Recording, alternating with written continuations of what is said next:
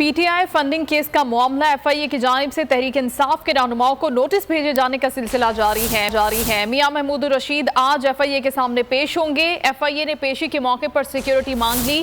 Qasim sorry کو بھی notice بھیج دیا۔ اسد قیصر نے ایف آئی اے کی طلبی کو چیلنج کر دیا۔ حکومت کے اوچھے ہتھ کنڈے، تحریک انصاف کے رہنماؤں کو خوفزدہ کرنے کی کوششیں، F I A in action.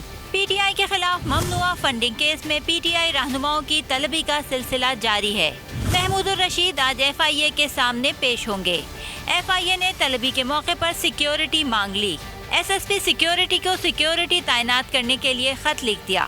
F I اے کوئٹہ کی طرف سے قاسم سوری کو بھی نوٹس بھیج دیا۔ ایف آئی اے کوئٹہ نے تحریک انصاف بلوچستان کے مزید 3 رہنماؤں کو نوٹسز جاری کر دیے۔